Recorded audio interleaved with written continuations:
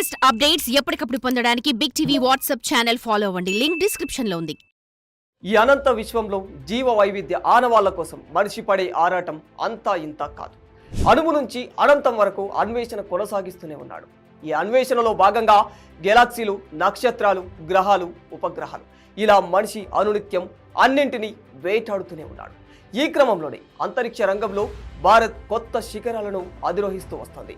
భారతీయ అంతరిక్ష పరిశోధనా సంస్థ ISRO, US space agency NASA, European space agency ESA సహా ప్రపంచంలోనే అనేక అంతరిక్ష పరిశోధన సంస్థలు విశ్వం గుట్టు విప్పేందుకు ఎప్పటికప్పుడు అనేక ప్రయత్నాలు చేస్తూనే ఉన్నాయి. ఇందులో భాగంగానే 2024వ సంవత్సరంలో ఎన్నో ప్రతిష్టాత్మక మిషన్లను నింగిలోకి చేరవేశాయి. అయితే ఈ అనంత విశ్వంలో ఎక్కడో ఒకచోట మనిషిని పోలిన జీవి ఏదైనా ఉంటుందేమో, మనం ఊహించుకునే గ్రహాంతరవాసులు నిజంగా ఉన్నారేమో, లేదా భూమిలా మనిషి జీవించడానికి యోగ్యంగా మరేదైనా గ్రహం ఉందేమో అనే ఆలోచనే ఇలా అంతరిక్షంలో జీవం ఆనవాళ్లను వెతుకుతూ మనిషి దండయాత్ర మొదలైంది. ఈ దండయాత్రలో భాగంగా ఇస్రో 2024 డిసెంబర్ 5న శ్రీహరికోటలోని సతీష్ ధావన్ అంతరిక్ష కేంద్రం నుండి పిఎస్ఎల్వి C-59 రాకెట్ సహాయంతో ప్రోబా 3 మిషన్ని నింగిలోకి ప్రయోగించింది. ఈ మిషన్లో 2 ఉపగ్రహాలు కరోనాగ్రాఫర్ వోల్టర్ సూర్యుడి కరోనాను అంటే సూర్యుడి బయటి పొరను అధ్యయనం చేస్తాయి. వోకల్టర్ ఉపగ్రహం కృత్రిమ సూర్యగ్రహణాన్ని సృష్టిస్తే కరోనాగ్రాఫ్ సూర్యుడి కరోనాపై పరిశోధన చేస్తుంది. మొత్తానికి ఇది సూర్యుడి కరోనా నిర్మాణం, సౌర తుఫానులపై అధ్యయనం చేస్తుంది. ఇక Polaris dawn mission, Elon Musk company SpaceX ఈ ఏడాది సెప్టెంబర్లో పోలారిస్ డాన్ ప్రారంభించింది. ఇందులో భాగంగా స్పేస్ ఎక్స్ డ్రాగన్ క్యాప్సూల్లో వ్యోమగాములను నింగిలోకి తీసుకెళ్లింది. ఈ మిషన్ తొలిసారిగా స్పేస్ లో ప్రైవేట్ స్పేస్ వాక్ నిర్వహించింది. భూమికి తక్కువ కక్షలో శాస్త్రీయ సాంకేతిక పద్ధతులలో దాదాపు 40 రకాల పరిశోధనలు చేపట్టింది. అలాగే స్పేస్ ఎక్స్ తయారు చేసిన సూట్ ని పరీక్షించడంతో పాటు మైక్రో గ్రావిటీలో మనిషి శరీరం పనితీరు, కిడ్నీల పనితీరు, కిడ్నీల్లో రాళ్లు ఏర్పడటం, స్పేస్ లో సిపిఆర్ ప్రొసీజర్ లాంటి అనేక అంశాలపై అధ్యయనం చేపట్టారు. మరోవైపు అమెరికాకు చెందిన అంతరిక్ష పరిశోధనా సంస్థ నాసా కూడా అక్టోబర్లో యూరోపా క్లిప్పర్ మిషన్ను చేపట్టింది.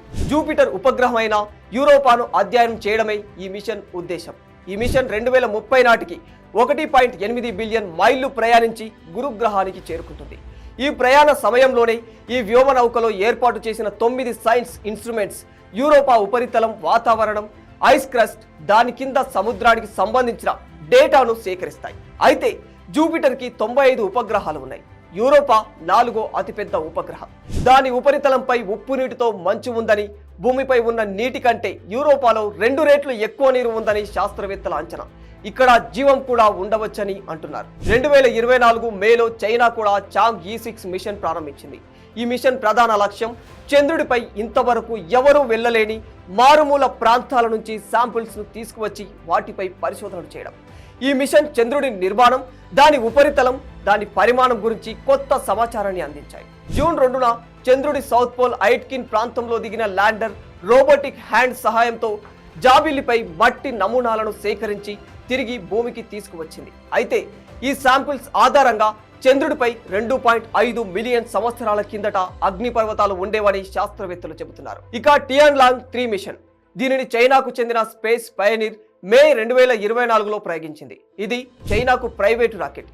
ఈ మిషన్ ఉద్దేశం భూమి కక్షలో కృత్రిమ ఉపగ్రహాలను ఉంచడం. టియాన్లాంగ్ 3 కమర్షియల్ గా అంతరిక్ష సామర్థ్యాలను పెంచడానికి చైనా ఈ మిషన్ ను చేపట్టింది. Smart lander for investigating moon, దీనిని షార్ట్ కట్ గా స్లిమ్ మిషన్ అంటాం. జపాన్ అంతరిక్ష సంస్థ జాక్సా జనవరి 2024లో దీనిని ప్రారంభించింది. చంద్రుడిపై ఖచ్చితమైన ల్యాండింగ్ సాంకేతికతను పరీక్షించడం దీని ముఖ్య ఉద్దేశం.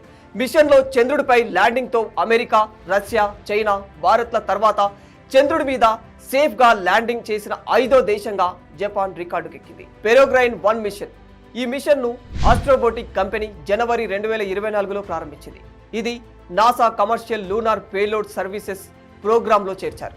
ఇది చంద్రునికి పేలోడ్లను అందించడానికి రూపొందించారు. ముఖ్యమైన డేటాను సేకరించడానికి ఈ మిషన్ చేపట్టారు. కానీ ల్యాండింగ్ అనుకున్న విధంగా జరగలేదు.